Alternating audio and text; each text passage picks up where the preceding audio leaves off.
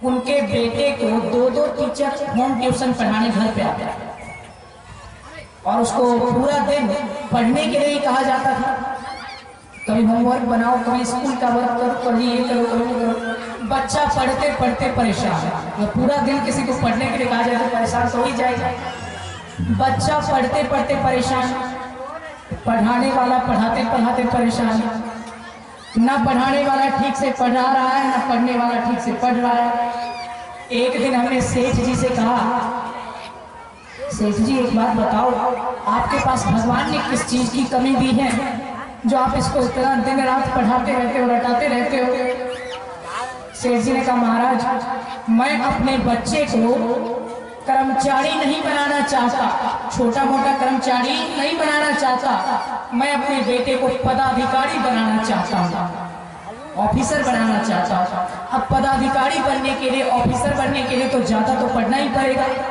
हमने कहा, सेठ जी एक बात बताइए, बच्चा अगर पदाधिकारी बन जाए तो बहुत अच्छी बात है, हर माता पिता के लिए गर्व की बात है यदि बच्चा कोई ऑफिसर बन जाए तो। लेकिन एक बात बताइए, आप अपने बच्चे को पदाधिकारी बनाना क्यों चाहते हैं, इसका कारण क्या है? सेठ जी ने कहा, महाराज मैं इतना पैसे वाला हूँ, इतना धनवान हूँ, और मेरा बेटा कोई छोटी मोटी नौकरी कर लेगा, इतना खर्च करने की इसको आदत लग गई है, तो थोड़ी सी सैलरी से काम चलने वाला थोड़ी है। बड़ा ऑफिसर बन जाएगा, सैलरी भी मोटी मिलेगी और घूस भी मोटा मिलेगा, तो रिश्वत भी अच्छी मिलेगी, मतलब बहुत मजे से जिंदगी निकल जाएगी।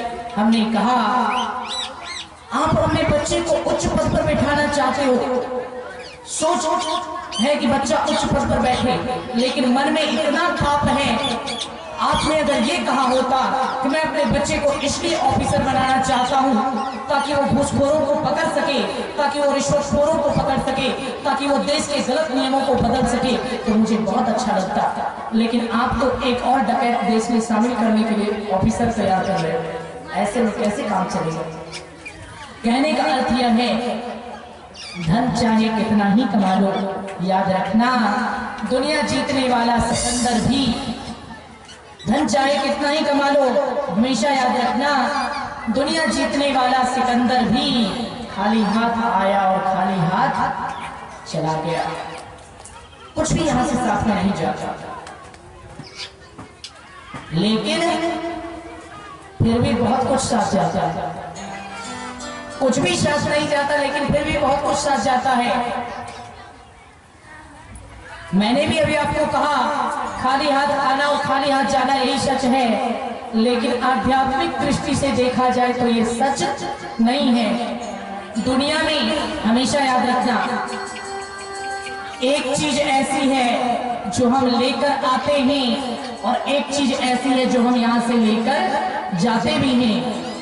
सभी जानते होंगे हम खाली हाथ आते हैं, खाली हाथ जाते हैं, लेकिन आज इस कथा में मैं आपको एक नई बात बता रहा हूं। दुनिया में एक चीज ऐसी है जो हम जन्म से लेकर आते हैं और एक चीज ऐसी है जो हम यहां से लेकर जाते भी हैं।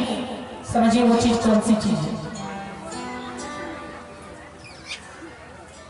तकदीर, किस्मत यानी भाग्य। इंसान का भाग्य वो है जो व्यक्ति को जन्म से मिलता है। इंसान का भाग्य वो है जो व्यक्ति को जन्म से मिलता है।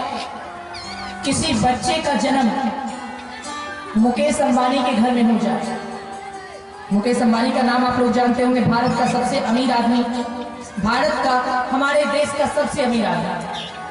किसी बच्चे का जन्म मुकेश अंबानी के घर में हो जाए, मुकेश अंबानी के पोते के रूप में, परपोते के रूप में, तो वो बच्चा बिना मेहनत के ही देश का सबसे अमीर आदमी बनेगा या नहीं बनेगा? बिना मेहनत के देश का सबसे अमीर आदमी बन जाएगा, बिना कुछ किए।